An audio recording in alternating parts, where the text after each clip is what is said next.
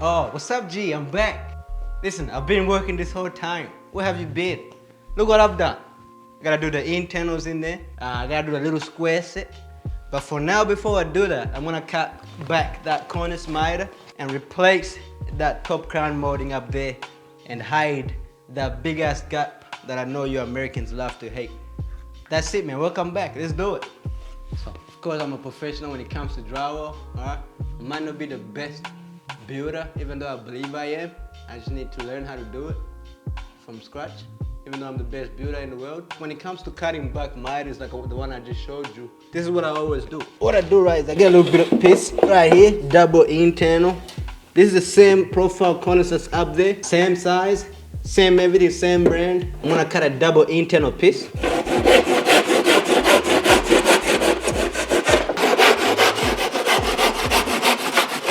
So I've got my double internal piece cut right there. I'm gonna put that down for a bit. And because I'm replacing a new cornice to an existing cornice, I can't really cut my miters the same way that I cut my miters when it comes to butt joint. So I'm gonna go straight down and cut this miter right through. That same spot, and cut this part as well, all the way through. I'm gonna use these pieces to trace my miter so that it's easier to cut and that it fits very nicely. And this is how you do that. With my double internal piece, I'm gonna come up here. So this is the part where I made a little mistake. That's when I was ripping off the old cornice when I was building this new wall.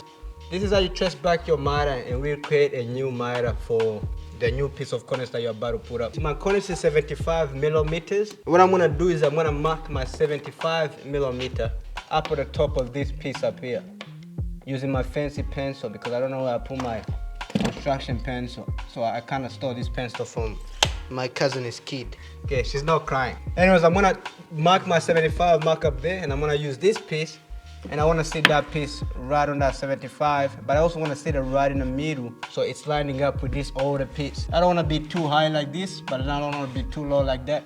I wanna make sure that I'm sitting right where it should be sitting and it's not forced to be anywhere. I'm also looking at this corner. I wanna make sure that the bottom of my cornice up here is lining up with this bottom over here. And I also wanna be on my line up there. And that should mean it's a nice place to be.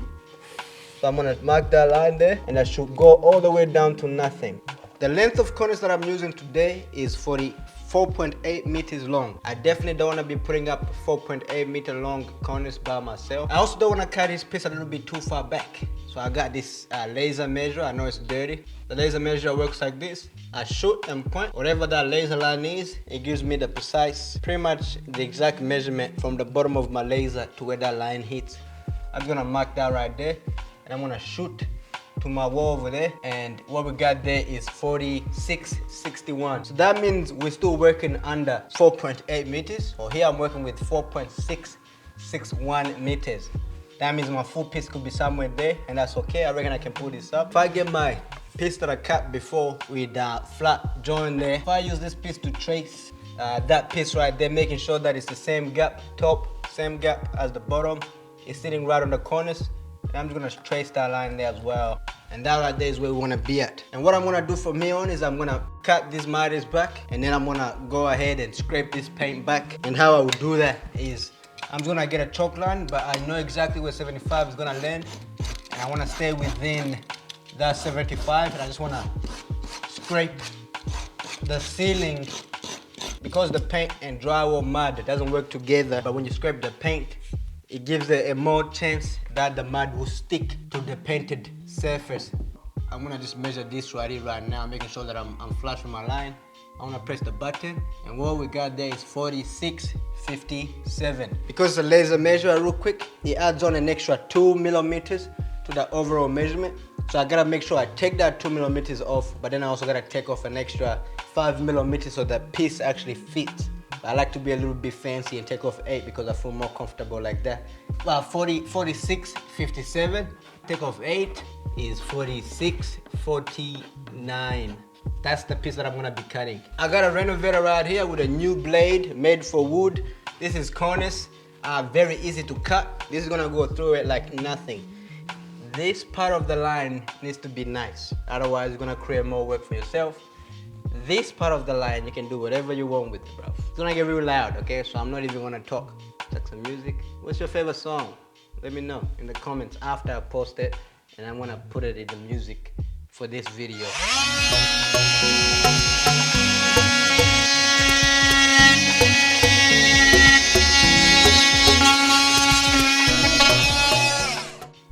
You can see how the paint over here kind of go ripped. So now I gotta patch that.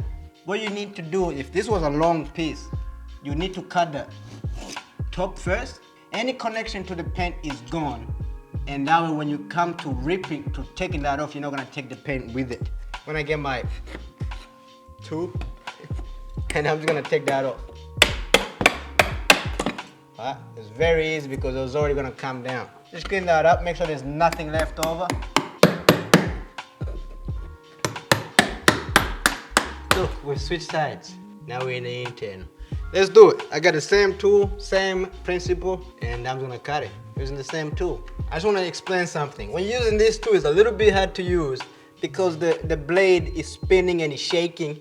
If you're not very careful, you're gonna end up damaging this side of the business, and that's not good for business, okay? So what I'm doing to make sure that I don't damage this piece is I'm using my hand to keep this tool stabilized. I'm actually using my hands against the wall to help me hold the tool a little bit better. So have a look at what I'm doing. I got my hands there.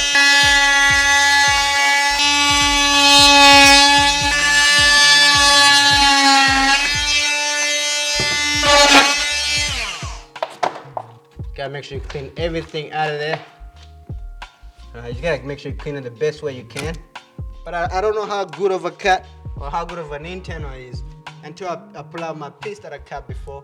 I'm gonna set it up there, make sure it's touching, and just see how well that works. It's a little bit funky, but it's okay. I'm just gonna mark 75, and what I'll do is I'm gonna choke this line all the way through because I'm also gonna use this line to make sure that my cornice is sitting nice and straight. I'm gonna get that line up there. I should have a nail on me. I have one nail, literally, have a look. It's like one nail in my nail bag because I cleaned it out. How beautiful is that? That means we're gonna have a beautiful day today. Cool. A renovator, a homeowner, doesn't matter who you are, they're just tools that you need to have. That's gonna save you a lot of time. Wanna mark 75 on this side as well. Once I mark my 75, get that choke line on there and just, there's a black line now. That's a good line, that's what we want. That line is now up there, and like I said, I'm gonna scrape this paint back so you don't go past that line, otherwise it's a patch. You get what I'm saying? So, I'm gonna go ahead and do that all the way through.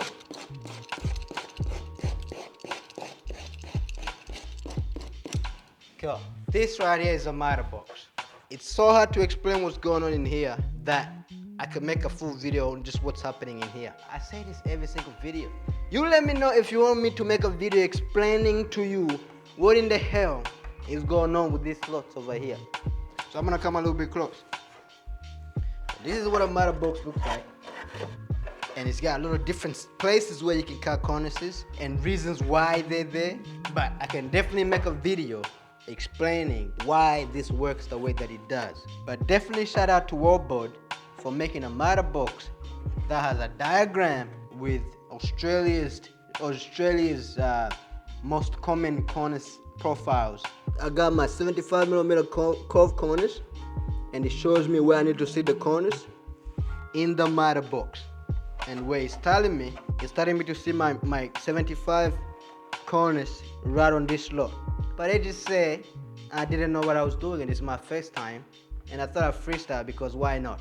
What I'm gonna do is I'm gonna seat it not on this slot but on this bottom slot where it's not supposed to be going, and I'm gonna cut that for you, and I'm gonna go put it in a miter, and I'll show you the big difference. This is the groove I'm supposed to be sitting my 75 curved cornice on. We can go this way and just change the whole course of history and humankind, mankind, the whole scientific value of the human life. But we don't want to do that. We just want to go one step down.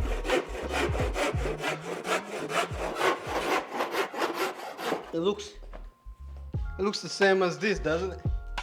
Looks the exact same. But this is what it looks like once you put it up. And that's what you end up with. I'm not doing that on purpose. I literally cannot save that gap. Like, look what I'm doing trying to save that. You definitely can't put up corners like that. You have to be touching and you have to be in the miter. You see this gap here?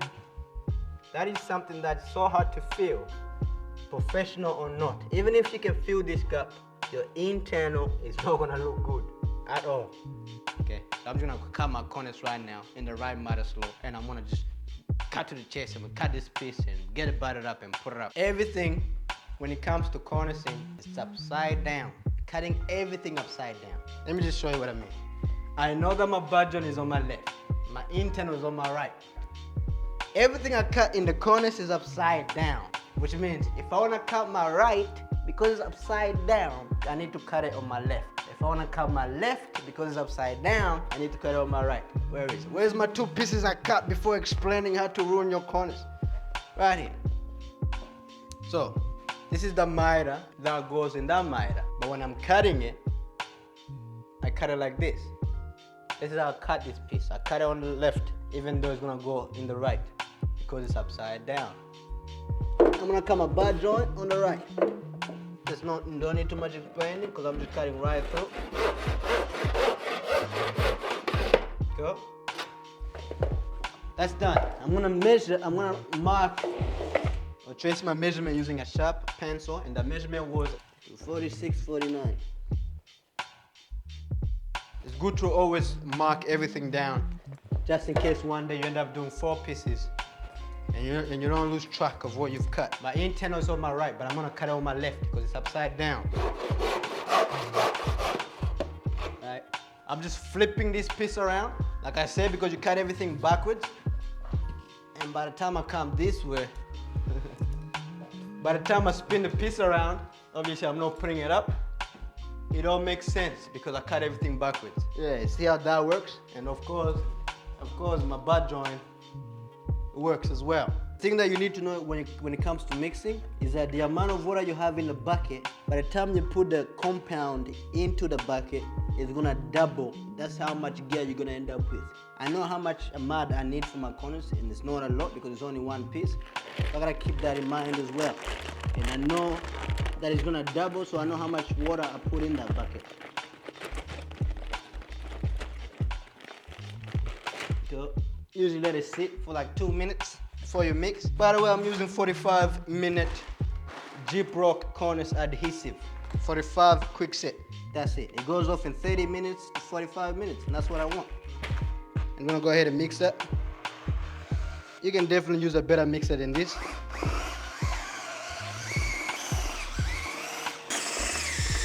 When picking up a long piece of cornice, this flexes and it bends. And if you force that bend, it's gonna break. And if it breaks, everything you did previously was a waste of time. So when you're picking up cornice, pick it up on an angle like this. Have it standing up, because look, it doesn't flex. If I go this way, it flexes. This way, it doesn't flex. It can, you know? And I just wanna sit that cornice facing down, and it is gonna flex. So I'm gonna put a bucket there just to hold it, just in case it flexes a little bit too much. And what you're gonna need for this part right here is a trowel. Alright. It's better if you have 2 trowels, but you can do this with a trowel and a stripper. Right? Make sure it's clean as nice as possible. This is the consistency that I have on my gear. So my mud right now wants to fall off, but it's taking a while to fall, and eventually it is gonna fall. I'm just not gonna wait. And so the gear is a little bit hardish right now, but I like it like that because it's nice and smooth and creamy. It's a little bit hard. Usually it would take about 5 seconds to fall, and that's a good mud. But I'm pretty happy with this as well. Especially if you're working by yourself. If you have a little bit of a harder gear, it's gonna help you put up that piece a little bit easier if you're working by yourself. And what you wanna do from there, right, is literally smear or just put this mud on your cornice without getting it everywhere. Bottom, top sides. You just want to have it on the end. All I've done is, I showed you before, I got the gear on my trowel like that, both sides. And what you want to do is, you want to get rid of that spider. Okay? And once you get rid of that spider, you want to kind of grab the cornice and you want to start right there. See how I'm putting a mud on? And you're going down while you're sliding, right? And you're doing that. You want to get as much of that cornice as you can. The problem is, yeah, if I go down and I don't slide, all I'm going to do is just pour all this mud on one spot. So what we do is you go down while you're sliding, and this is what it looks like, right? You don't want to have too much of that mud. So I'm doing sections. What I'm doing is, look, this is what it looks like in first speed. You don't want that's too much mud. You don't need all that much because that is gonna come to the ceiling. It's just how I've got it on my trowel that's doing that. That's way too much. You don't need that much. So I don't usually use my 6-inch to do this. I usually have 2 trowels. And it's just so much easier and cleaner than that, because that means when it comes to swiping this mud, you're gonna have so much mud you need to swipe that is ugly. But that's pretty much the basics of that.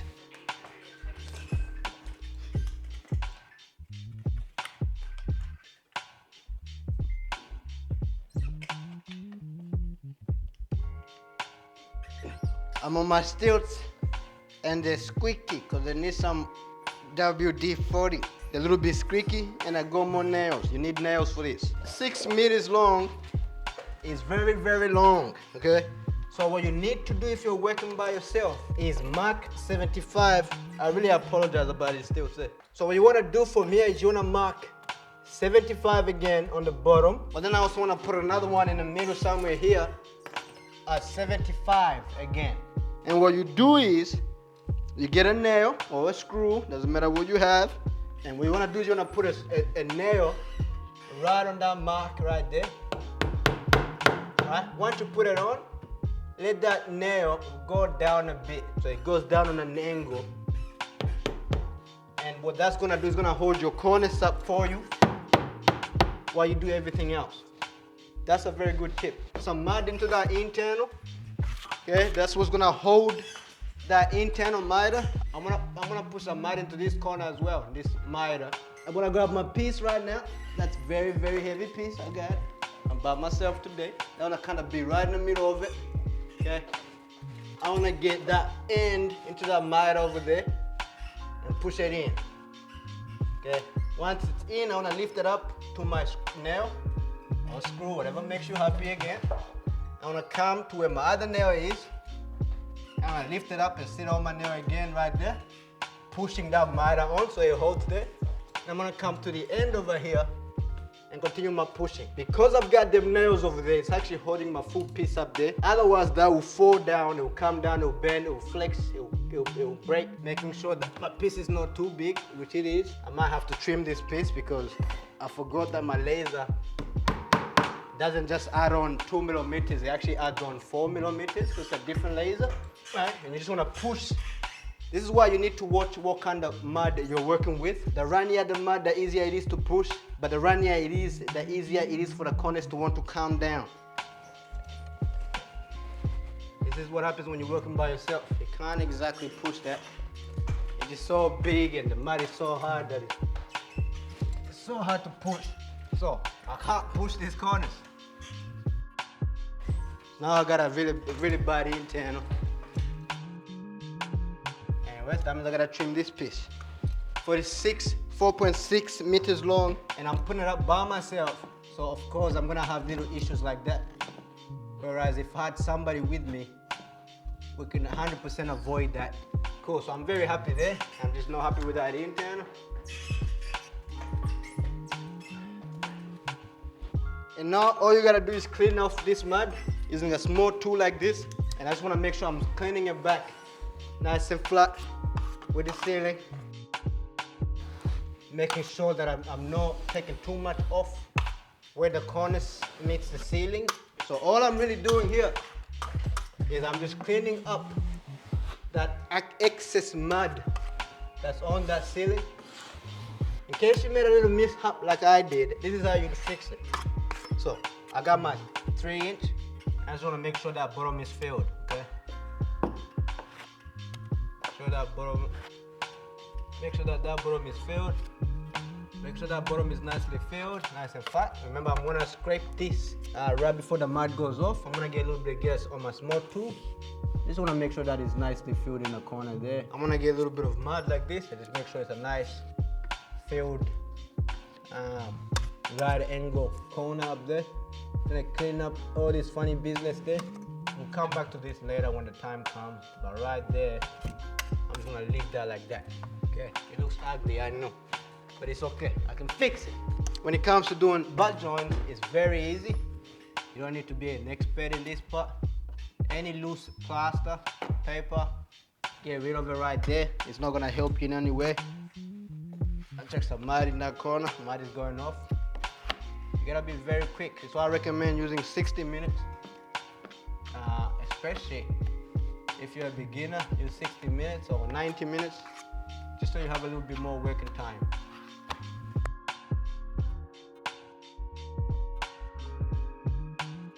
Now that the mud has set, but hasn't really set yet, we call it straight stop. I'm gonna go ahead and straight stop. What I'm literally doing right here is that I'm kind of cleaning up any funny bits that is overfilled, going ahead and just going over it so that it's a nice straight 90-degree angle before the mud goes off, because it's gonna be a lot harder to do that later on.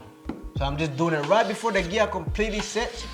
It is so much easier to clean up any of the excess gear that's on there and just make it a little bit better and make the overall finish a lot more better and natural compared to if I don't do it. So that's what I'm doing right now. And then after this, we're gonna wash the corners and make it look a little bit better. I'm gonna go get a bucket of water with sponges. The softer the better.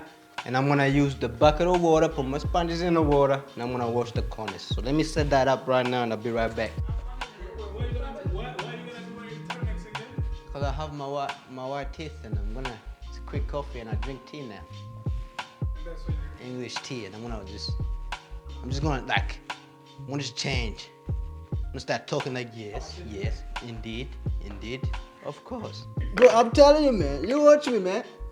Give me a year, bro. I got my sponges right there, look. Sponges and clean water. That's what you need. And you don't need too much water in the sponges. Otherwise, it's gonna get very messy. Yeah, look, all you gotta do is wash off all this funny business there. Wash off everything in the middle and clean up this bottom. You wanna be careful of how much you're washing or how hard you're pushing or how long you're washing for, because it's bad. You're gonna start tearing off the paper, because you can't forget that this is paper, and if it gets too wet and you start washing it, you're gonna start ripping that paper off. So you need to be careful of that. You just wanna wash it clean enough that there's nothing that will come through when it's time to paint, but you don't wanna over clean it that you start to tear the paper off.